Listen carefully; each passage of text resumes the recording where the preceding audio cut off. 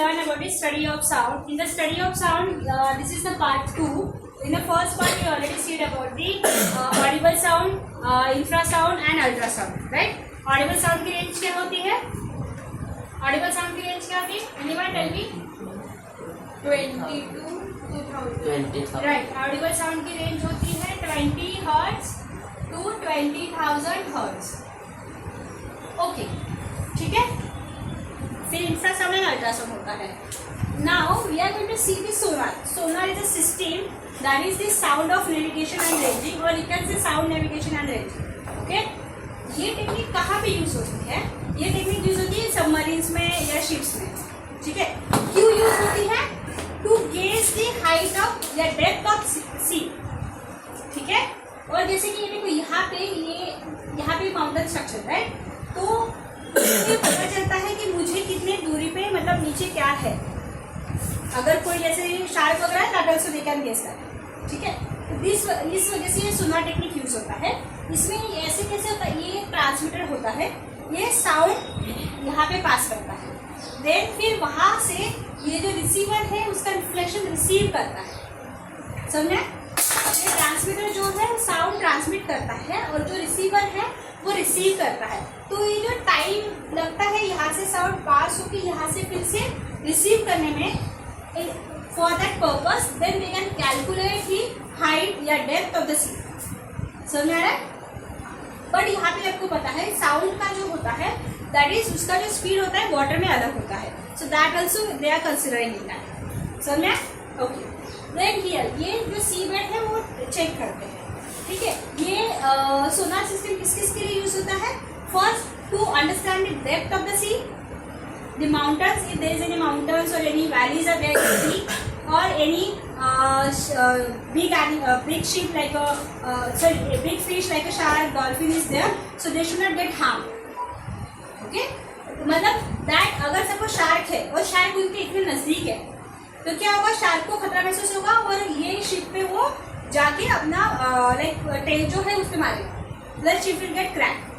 ठीक है, to save them that also they are using for this sonar. समझ में आ रहा है? ओके, इसी तरह से सेम दूसरा होता है रडार. आपने नाम सुना होगा, देखो रडार. ठीक है, इसमें क्या होता है, ये सेम स्ट्रक्चर होता है लेकिन वो एरोप्लेन के साथ होता है. समझ में? ये एरोप्लेन के साथ होता है और यहाँ पे बेसिकली वहाँ पे भी वो साउंड वेव्स और रेडियो वेव्स यूज करते हैं. समझ में आ रहा है? वहाँ पे वो लोग ये जो रडार है वो जो अदर कंट्रीज है, अपोजिट कंट्रीज है, उनके एयर शिप्स या वो ट्रैक करने के लिए उसको यूज करते हैं. समझ में आ रहा है? ओके, और जो सोनार है, सोनार भी सबमरीन्स में भी यूज होता है. ओके, देन उसके बाद देखो ये वाटर यहाँ पे है, तो सी में मतलब जो सी का बिलो लेवल है. अंडरस्टूड? जैसे देखो ये मैंने जो निकाली है कार्गो शिप का एक स्ट्रक्चर निकाला है, तो कार्गो शिप में क्या होता है, वेट बहुत ज़्यादा होता है.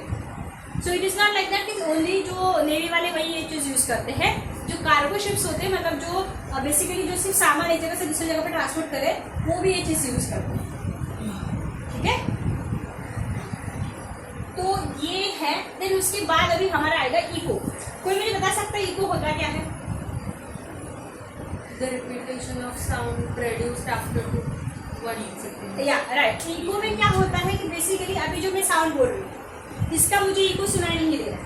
राइट, इको कब सुनाई देता है कि जब दो साउंड मतलब दो ऑब्जेक्ट के बीच में, मतलब जैसे कि ये एक वॉल है और एक दूसरी वॉल है और मैं हूँ सोर्स, क्योंकि मैं बोली वॉल तो बोलेगी नहीं. राइट, तो आई एम अ सोर्स. तो सोर्स और रिफ्लेक्टर के बीच में मिनिमम कितना डिस्टेंस होना चाहिए? 34 मीटर का. कितना डिस्टेंस होना चाहिए? 34 मीटर का. ओके, ये डिस्टेंस क्यों होना चाहिए? मतलब 34 मीटर या 34.4 मीटर. ओके, मतलब ये जाके ट्रांसफर होके मेरे पास आने के लिए. तो मतलब यहाँ से ऑब्जेक्ट, मतलब मैं सोर्स हूँ तो सोर्स से ऑब्जेक्ट कितना दूर होना चाहिए? सोर्स से 4 मीटर या 17.2 मीटर या 17 मीटर. ठीक है, बट इको हर जगह पे सुना देता है नहीं. अब जैसे आपने महाबलेश्वर में देखा होगा, वहाँ पे इको पॉइंट है, वो सुना देता है. तो उसमें एयर भी मैटर करता है. खाली रूम में, हाँ, खाली रूम में भी सुना देता है और एयर का प्रेशर भी मैटर करता है और आप कितने हाइट पे वो भी मैटर समझा? More the height more the या जितना आप हाइट पे रहोगे उतना इको आपको क्लियर सुनाई देगा, क्योंकि वहाँ पे उतना एयर का प्रेशर उसका कम कम हो जाएगा। अंडरस्टूड? जैसे आपने देखा होगा पहाड़ों में लोग ऐसे करके आवाज़ देते हैं एक दूसरे को, ठीक है? तो क्या होता है, पहाड़ों में बेसिकली ऑलरेडी हाइट पे रह रहे हैं। If I talk about Uttarakhand और हिमाचल, तो उनकी जो हाइट है वो सी से 17,000 फीट ऊपर की इस पे वो है, 15,000 17,000 मिनिमम 10,000 का है। तो वहाँ पे एयर का प्रेशर कम है, इसलिए साउंड जो है क्लियर पास हो रहा है। ओके, तो इको सुनाई देता है। इसलिए अगर वहाँ पे अगर मैं किसी को आवाज़ दे रही हूँ तो बहुत लोगों को सुनाई देगा। अंडरस्टूड? मतलब बहुत दूर तक सुनाई देगा।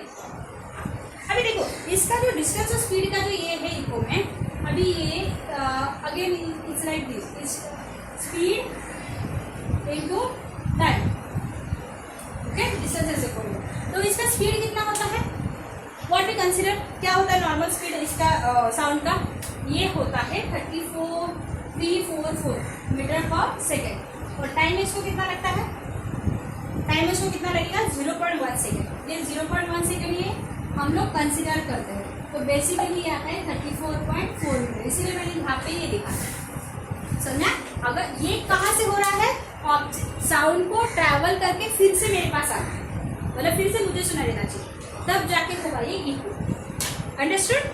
इको वैसा नहीं कि जो मैं बोल रही हूँ आप सुन रहे हो उसको इको नहीं बोलते। इको किसको बोलते हैं कि मेरा साउंड जाके ट्रैवल होके और फिर वो वही रिपीट आ रहा है, that's the repetition of sound. Understood? Okay, हाँ। देन नाउ अभी इसमें ये इको किसके लिए यूज होता होगा, ये यूजफुल है कि नहीं है? यूजफुल है। अगर हम किसी को बुलाते हैं तो वो बेसिकली इको की वजह से अपने को सुन पाता है। ओके, डेंजर सिचुएशन में ये होता है। एज वेल एज इसमें क्या होगा कि जो फिश वगैरह होते हैं वो एक दूसरे को जब कोई खतरा महसूस करते हैं, बड़ा खतरा, जैसे भी सपोज बहुत सारी छोटी छोटी मछलियाँ जा रही है और एक शार्क आ रहा है, तो वो उनको अपने साउंड में प्रोड्यूस करके इको प्रोड्यूस करके एक दूसरे को बताएंगे, so they will be the same produce. Understood? तो वहाँ पे भी इको यूज होता है। समझा? Okay, so echo is basically very useful for us as well as. अभी देखो इसकी बात आते हैं रीवाइब्रेशन। क्या होता है, अभी आपको वाइब्रेशन तो पता चला, मैंने जैसे बोला था कि जैसे मैंने ये 2 बजाए या मैंने यहाँ पे टैप किया तो ये वाइब्रेशन की वजह से आपको सुना दिया, राइट? मेरा हाथ उसके ऊपर जाके डंप हो रहा है और वहाँ पे जो एयर पार्टिकल्स है वो वहाँ पे वाइब्रेट हो रहे हैं, इसकी वजह से साउंड प्रोड्यूस हो रहा है। बट रीवाइब्रेशन क्या होता है? ओके, मैं आपको सिंपल सी बात बता रही हूँ। रीवाइब्रेशन मतलब वहाँ पे बहुत ज़्यादा वाइब्रेशन होता है। आपने देखा होगा कि जब आप थिएटर में या मल्टीप्लेक्स में मूवी देखने जाते हो तो उसके जो एजेस होते हैं वॉल्स के, वो ऐसे होते हैं, बराबर? क्यों होते हैं? Sound travel. अभी देखो अगर सपोज अगर ये नहीं रहे, ये प्लेन है, अभी आप एक इमेजिन करो कि आप एक ऐसे रूम में बैठे कि जो बहुत बड़ा है और उसके प्लेन वॉल है, ऐसे प्लेन वॉल है, तो क्या होगा? साउंड को बाहर ट्रैवल करेगा। नहीं, बाहर ट्रैवल नहीं करेगा, बट जो पहले बैठा रहेगा उसको ज़्यादा सुना देगा और जो लास्ट बैठा रहेगा उसको कम सुना देगा, राइट? क्यों? क्योंकि ये वॉल जो है प्लेन है और साउंड का जो है कि एक स्पीड है, राइट?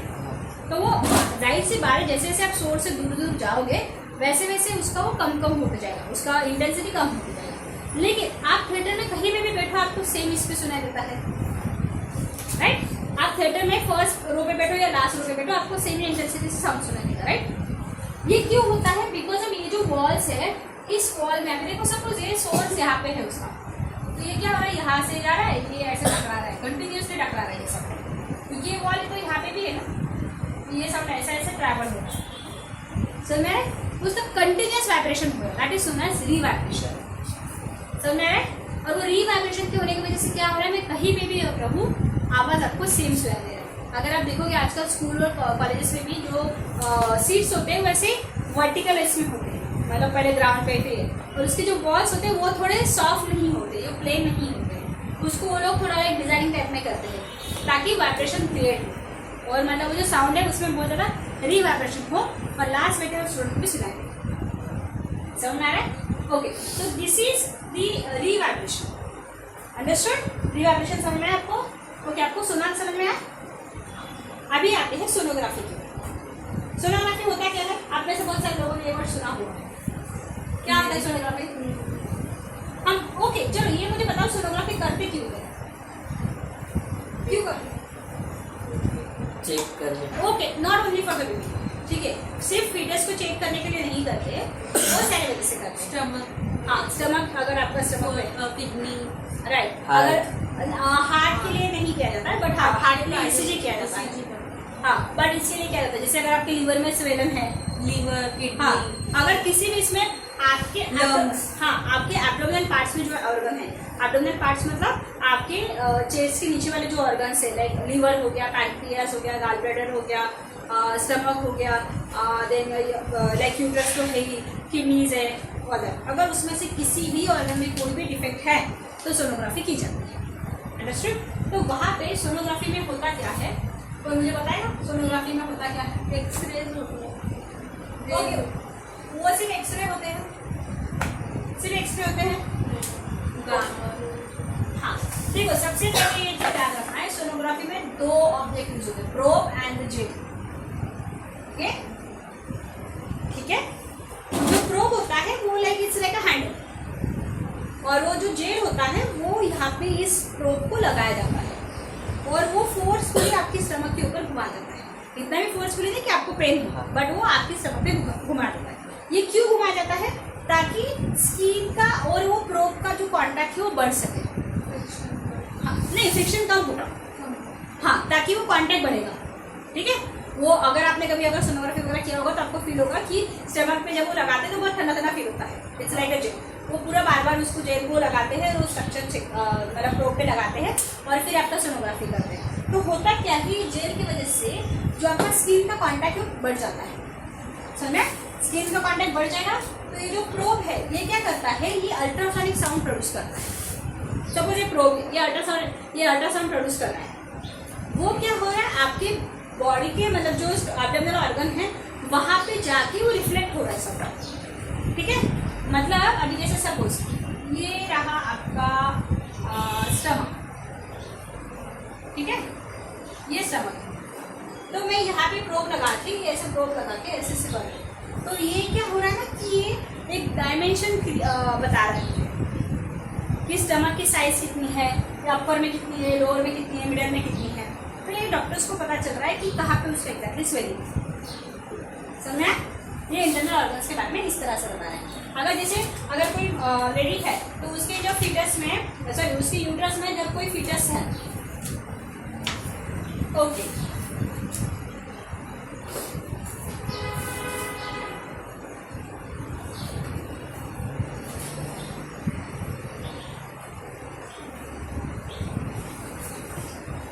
तो अभी ये इसके यूट्रस में ये फीटस है, ठीक है, यहाँ पे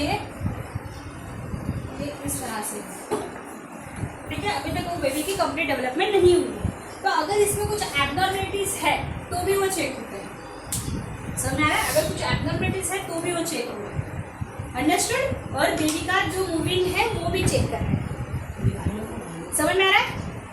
अंडरस्टूड एवरीवन?